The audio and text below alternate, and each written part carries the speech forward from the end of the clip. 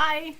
So the idea behind vlogmas, as I understand it, is every day. Well, I'm not going to do it on days when the hubby's home because yeah, I don't have a private room to go to and he doesn't have the sense to stay quiet. um, I could be saying something and then it would trigger an idea in his mind and he'd have an opinion, and when he has an opinion, everybody's got to know it, so he'd be interrupting my videos. Opinions. Now, there's an interesting... Let me give you my opinion on that. An opinion. All right. Now, first of all, the definition of an opinion is the ideas you have in your head that are based on just your basic experience and you haven't fact-checked them. They may not even require fact-checking, like, it's my opinion that women are more feminine than men, and some opinions are based on fact. Like, that one might be considered based on fact. Some opinions, like, it's my opinion that this certain special class of people are bad for our social health. That's one that bigots might hold. That's an opinion. It's not based on, we have done these scientific studies and determined that persons of this sort are bad for our social health. Sometimes an opinion is widely held, like narcissists are bad for our society. And often there is some fact to it. And yet, narcissists continue to exist. Evolution allowed them, so they're probably not bad for our society entirely. However much they annoy the heck out of us and drive us crazy and can be bad for you personally. So that's an opinion. It's a belief you hold based on just, your internal brain farting. And saying that's your opinion is a good way to insult someone and shut them down. Saying this is my opinion is probably a polite way to say, I'm going to unload my brain on you now. I've come to realize, after being on the internet since, 1998? They say opinions are like assholes, everybody has one. Of course, I'm an exception to that rule because, while I do have an opinion, I don't have an asshole. Yeah, no, the doctors took it out in August. Seriously, they ripped me a new one. So, an opinion. One of my new slogans, for example, is, yes, I have an opinion, but it's none of your business. And I've come to realize that an opinion is a very personal thing, and nobody needs to know it, because at the bottom line, at least I know the opinions that I hear from my husband inevitably boil down, if you just kind of distill them to their essence, they come down to, I'm smarter than everybody else, and they ought to listen to me because I know better. Which isn't really useful information at all. And most opinions, in fact, it turns out, are not useful information. They feel useful because your brain's going like, wow! So, like, in your head, they seem really big deal. I have an opinion. Wow! My brain's going like, boink, boink, boink, my opinion! So there you are, and you're like, I gotta share my opinion because it's going to influence people and change the world. And it doesn't, actually. Because nobody changes their opinion based on someone else's opinion. No, really. You sit there and go, my opinion, red flowers are the prettiest. That's not going to make me decide that white flowers or yellow flowers are ugly and plant all my garden over into red flowers, And you can give me all kinds of reasons why you like red flowers better. But if, on the other hand, you manage to demonstrate that red flowers somehow collect solar energy and I can wire them up and run my house, that's not an opinion anymore. That's useful information. So back to this mindfulness. Is your opinion something that simply makes you feel alive and awake and wonderful, and you're going to share it and everybody's going to be so freaking impressed? Or is your opinion something that's actually adding information to the world? Is it based on, I just read 50 different books on Buddhist philosophy, and in my opinion, Buddhist philosophy is really good for your psychological health. Is that what your opinion is? So, when we listen to the opinions of learned men, or used to, back in the days when we had a difference between learned people and unlearned people. Nowadays, everybody's got an education, and, everybody can read and write, and some take more advantage of it than others, but a degree doesn't actually mean you're more learned than the next person anymore. I have a degree, but does anyone care? No. I hang it sideways on the wall because it's such a ridiculous thing. I spent $30,000 acquiring a bachelor degree, and who cares? It doesn't get me employed. It doesn't get me respect.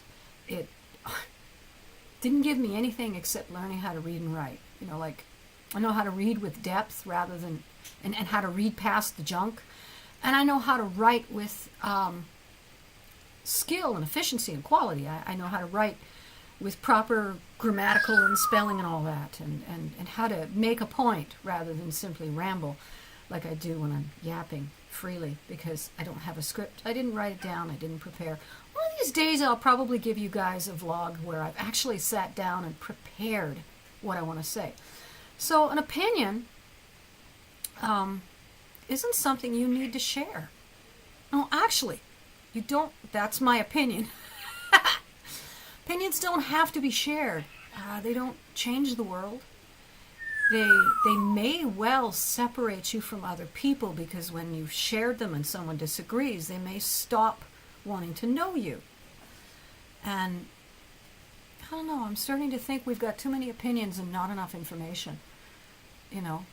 What's your opinion on that? Yeah, opinions, mindfulness. Just because you have an opinion doesn't make it valuable, nor useful, nor worth sharing, and becoming a little more mysterious in conversation. That's something I'm struggling with. I've always felt like, if I don't talk and everybody stands around shy or tongue-tied, that I'm doing a service to the group by talking.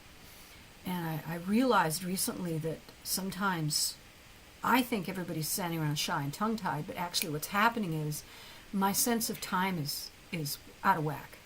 It seems like a whole lot of time has passed since the last person spoke, but that's the ADHD, and actually, as far as they're concerned, not enough time has passed. And for me, it's an awkward silence, and for them, it's a pause for thought. And so sharing your opinion into the empty silences, again, it shuts other people down. So I'm working on learning to entertain myself in those spaces, because you see, for me, those what is to you a moment to think is to me a long enough period of time that my brain gets bored and wants to go do something fun. And yet I want to be there. I want to have that conversation. I want to have that social interaction. I want that oxytocin hit of human beings interacting and smiling at each other. Sam's agreeing with me. It's poor Sam. He fell off his perch today and he landed on the bottom. And I was so worried because he seemed like, I thought maybe there was something wrong with one of his feet. He seemed to be having trouble getting it up under him. But I gave him a treat just to calm him down, because the attention makes him so nervous that you can't really separate is he in this state now because I'm staring at him, or is he actually upset and has a problem? So I gave him a treat to try and calm him down. And I mean, he was freaked out about falling off the perch. It happens to him, and I don't know why. He's an old bird, Yeah, he's an old bird. But he seems to be doing all right. So I'm trying to teach myself twofold in conversation. To figure out how to ask people questions that get them talking instead of upset. It's like, why do you ask me that? That's so personal. What are you trying to say to me? You're always playing mind games, It's like when you ask a woman, I will never forget this moment many years ago. We all filed into our life skills class, and one woman there was wearing a dress that accentuated her stomach just enough to look like she had a baby bump. And I thought, oh, goody, oh boy, I finally have something nice to say. I can ask her about her pregnancy, and she's going to be so thrilled that I noticed, and so thrilled to be able to talk about herself and her pregnancy. And I said, how many months along are you? She burst into rageful tears, gave me hell for playing mind trips and bullying her and being so mean to her, and fled the room. And somebody else informed me that she just gained a little weight. I was like, oh, man. And, you know, she never, ever forgave me and did not accept my explanation that I was not playing a mind game. I was actually thought I had a good reason to start a conversation that would please her. But to this day, you know, I don't even remember who she is anymore. And you could tell me till 7 ways till Sunday that it was her problem, and I know that, but it's one that I run into constantly. I'm like, wow, your hair looks really good today. Oh, that was it. A woman who had a lot of skin problems. And again, I mean, you know, I was in my 20s. How much empathy do you really have when you haven't had every problem in the world? I saw her one day and she was looking really clear-skinned, and I was like, oh, good, she's you know, she's winning the fight against acne. And oh, your skin looks great today. Must be doing something good. You look real good. Oh, she says to me, what a backhanded insult thing to say. What was wrong with my skin before? How dare you bring that up? I was like, how do you compliment someone you hardly know when you just want to get to know them better? And it's one of those mysteries. People just would rather get upset at you for what they think you might have intended than actually hear what you're saying and accept that you might have had, you know, someone says something to you that's hurtful. The best approach is to pretend you're oblivious. No, I'm serious. Pretend you're oblivious and take it not with a grain of salt, but with a grain of sugar. Say in your head, let's pretend this person meant only the nicest intentions by saying that. So, like, if someone comes up to me and says, oh my God, what is with your hair? You don't go, why? What's wrong with it? Oh, you got a problem with my hair? No, you say, oh, what's with my hair? Yeah, it's a new style. I love it. Don't you? It's just wonderful, isn't it? Now, what are they supposed to say? They have to come straight out and give you a full-on insult in order to get it through to you that they mean to bully you. And then everybody listening, including themselves, has to admit that they're deliberately trying to bully you. So if they're being backhanded, sarcastic, snide, passive-aggressive in any way, taking them at face value as a positive is going to bother them far more than your rage could ever do. Because, of course, what they wanted from you was for you to get upset. So now you're like, oh, yeah, thank you for the compliment. They're really disgruntled. But if they were someone like me who is just missed the mark, and sometimes, I swear, it's not the autism. I'm missing the mark because I'm dealing with mentally damaged people. And if they're just missing the mark like that, you forgive them instantly because you give them the opening to be able to demonstrate to you that that's what it was, that they actually meant the best and they actually wanted you to feel good. So, you know, when someone comes up and gives you an opinion, say to them, oh yeah, interesting opinion. I have one too, but I'm busy. I don't feel like sharing it.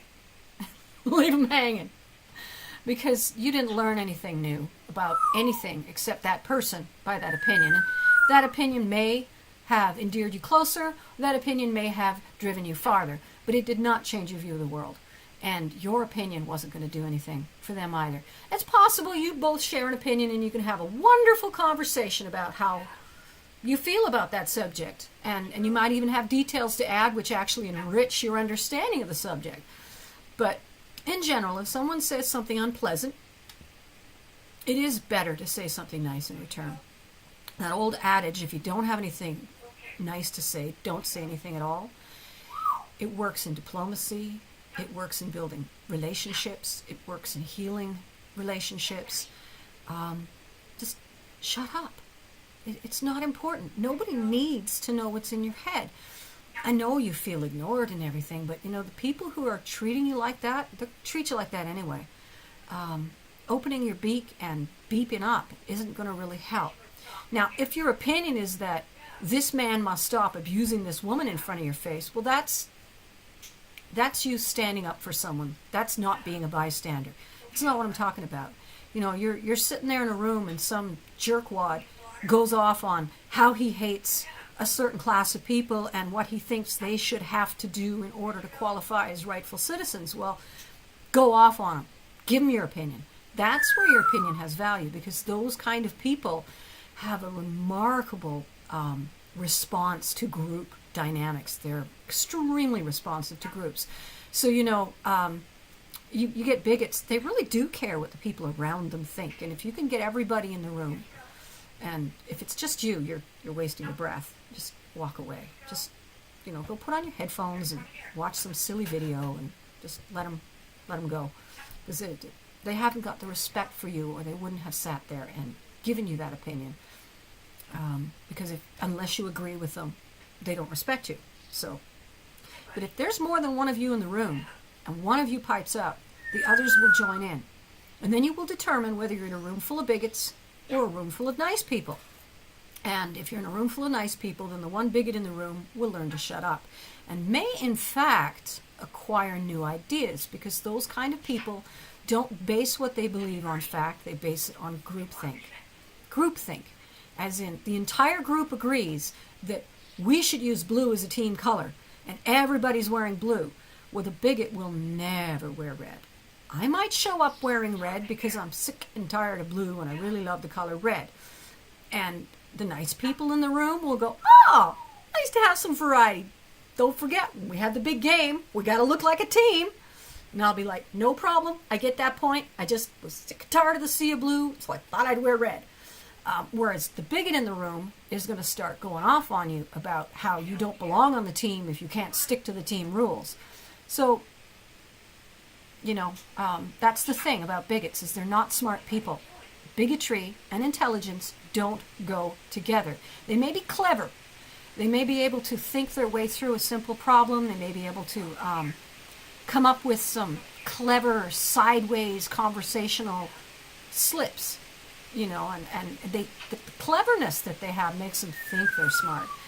But if they were smart, they'd know better than to hold an opinion that goes against all reasonable fact, and they'd know well enough to adjust their mental data when they run into new facts. Like, I used to agree with my father against homosexuality. I thought that homosexuals were this and homosexuals were that. I had all of those negative opinions when I was a teenager about gay people.